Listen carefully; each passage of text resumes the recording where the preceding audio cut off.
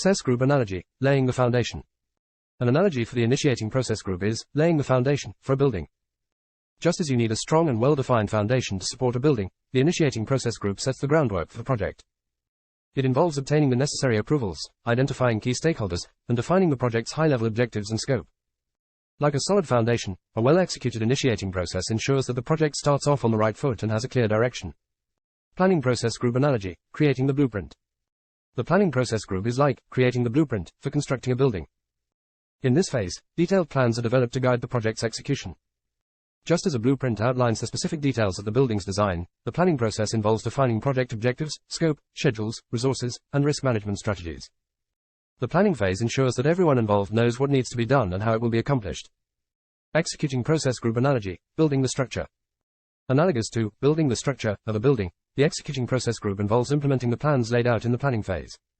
Just as construction workers bring the building to life by assembling the materials and following the blueprint, the executing process group brings the project deliverables to completion. This phase is all about putting in the effort, managing resources, and coordinating activities to achieve project goals. Monitoring and controlling process group analogy, quality inspection and corrections. An analogy for the monitoring and controlling process group is quality inspection and corrections in building construction.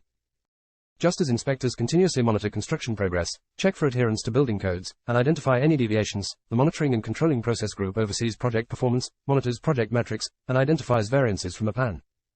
Like making corrections during construction to ensure quality, this phase involves taking corrective actions to keep the project on track and deliver successful outcomes. Closing process group analogy, handing over the keys. Analogous to handing over the keys of a completed building to its owners, the closing process group involves wrapping up the project and formally concluding all activities. Just as final inspections are conducted before handing over the keys to a building, the closing phase ensures that all project deliverables have been completed, accepted, and any remaining loose ends are tied up. It also involves archiving project documentation and conducting a post-project review to capture lessons learned.